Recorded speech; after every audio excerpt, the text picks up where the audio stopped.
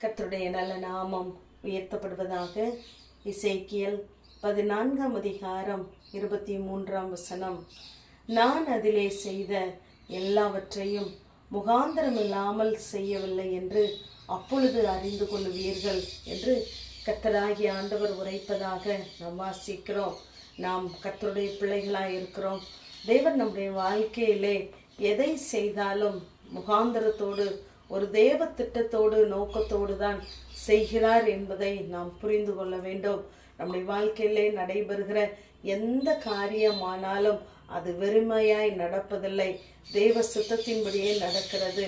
ஆகவேதான் தேவன் நம்முடைய வாழ்க்கையிலே எதை சொன்னாரோ அதை செய்வார், எதை செய்ய போகிறாரோ அதை மாத்திரமே நம்முடைய வாழ்க்கையிலே அவர் தம்முடைய வார்த்தையின் மூலமாய் சொல்லுகிறவராய் இருக்கிறார். அநேக நேரங்களிலே நமக்கு துன்பங்கள் நேரிடும் போது, இடுக்கத்தின் பாதையிலே நாம் கடந்து போகும் பொழுது, ஏன், எதற்கு, எப்படி, எனக்கு மாத்திரமா என்ற அநேக கேள்விகள் நமக்குள்ளே எழலாம். ஆனால் நாம் தேவ சித்தத்திற்கு அர்ப்பணித்திருந்தோமானால் என் வாழ்க்கையில நடைபெறுகிற எதுவும் கர்த்தரை அறியாமல் நடைபெறுவதில்லை என்று நாம் நிச்சயித்திருப்போம். தேவன் அறியாததும் அனுமதியாத எதுவுமே நம்முடைய வாழ்க்கையில வருவதில்லை. தாவீதை குறித்து நாம் பார்ப்போமானால், அங்கு தன் சகோதரனிடத்திற்கு போகும் பொழுது சகோதரர்கள் சொல்லுகிறார்கள், நீ எதற்கு இங்கு வந்தாய் என்று சொன்னபோது தாவீது சொன்னார், நான் வந்ததற்கு ஒரு முகாந்திரம் இல்லையா என்று கேட்கிறார். ஏனென்றால் தேவ திட்டம் அவனுடைய வாழ்க்கையில் இருந்ததை அவன் அறிந்திருந்தான். ஆனால் சகோதரர்கள் அவனை ஆடு மேய்க்கிறவனாகவே பார்த்தார்கள். தேவன் மாத்திரம் அவனை அரசனாக பார்த்தார். ஆகவே அவன் வந்ததற்கு அங்கு ஒரு முகாந்தரம் இருந்தது.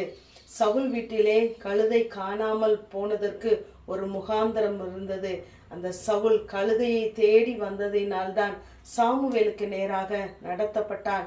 ஆபிரகாமுக்கு தேவன் வாக்கு கொடுத்து 25 வருடம் காத்திருக்க வைத்தார். ஏனென்றால் ஒருவனுக்கு தகப்பனாய் இருக்க மாத்திரமல்ல, ஜாதிகளுக்கே தகப்பனாகும்படி அவனை தலைமுறைகளை காண செய்தார். அப்படி தேவன் எதை செய்தாலும், எத்தனை காலங்கள் கடந்தாலும் தேவ திட்டம் நிறைவேறுகிறதாகவே இருக்கிறது. தேவன் சில நேரங்களிலே நம்மை நடத்துகிற பாதை நம்மை தண்டிப்பது போல நமக்கு தெரியலாம். ஆனால் அதுவும் நன்மைக்கே. இக்காலத்து பாடுகள் இனி நம்மிடத்திலே வெளிப்பட போகிற மகிமைக்கு ஒப்பிடத்தக்கவைகள் அல்ல. அதைத்தான் சங்கீதக்காரன் சொல்லும் பொழுது சொல்லுகிறார், நான் உபத்திரவப்பட்டது நல்லது என்று சொல்லுகிறார். ஏனென்றால் உபத்திரவத்தின் குகையில்தான் தேவன் ஒவ்வொருவரையும் தெரிந்தெடுக்கிறவராய் இருக்கிறார். ஆகவே நான் உங்களுடைய பிரமாணங்களை கற்றுக்கொண்டேன் என்று சொல்லுகிறார். ஆகவே நாம் சோதிக்கப்படுகிறது எல்லாம் நன்மைக்காக தான். ஒரு பொன் சோதிக்கப்படுமேயானால் அதனுடைய மகிமை இன்னும் அதிகமாய் வழங்குவதற்காகத்தான். அது கொஞ்ச நேரம்தான் என்று சொல்லப்படுகிறது. அது காலம் தவறிவிட்டால் அந்த பொன் எதற்கும் உதவாது. அதே போல தேவன் நமக்கு ஒரு காலத்தை வைத்திருக்கிறார். யோசேப்புக்கு ஒரு காலத்தை வைத்திருந்தார், தரிசனத்தை கொடுத்தார். தரிசனமாகவே இருந்தது. ஆனால் நடந்ததெல்லாம் அவன் விற்கப்படுகிறான், குழியிலே தள்ளப்படுகிறான், சிறைக்கு அனுப்பப்படுகிறான், பழி வாங்கப்படுகிறான். ஆனால் 22 வருடங்கள் கழித்து சகோதரர்கள் வந்து சூழ்ந்து கொள்ளும் பொழுது அவன் அந்த சொப்பனத்தை நினைவு கூறுகிறவராய் இருந்தான். ஆகவே நம்முடைய வாழ்க்கையிலே தேவ வார்த்தை நிறைவேறும் அளவுதான் நமக்கு சோதனை. அதற்கு பின்பு நம்மிடத்திலே காணப்படுகிற எல்லா காரியங்களும் தேவ மகிமையாகவே இருக்கும். ஆகவே நம்முடைய வாழ்க்கையிலே நடைபெறுகிற காரியங்களை கண்டு சோர்ந்து போகாதபடி, நாம் தேவன் செய்கிற காரியங்களை இப்பொழுது அறிய மாட்டோம், இனிமேல் அறிவோம் என்று சொல்லி யோவானிலே வாசிக்கிறோம். ஆகவே தேவ சித்தத்திற்கு நம்மை அர்ப்பணிப்போம். தேவன் மகிமையான காரியங்களை செய்வார். ஆமேன். ஜெபம். பிதாவாகிய தேவனே, குமாரனாகிய இயேசு கிறிஸ்துவின் நாமத்தின் மூலமாய் உடைய சன்னிதானத்திலே வருகிறோம்.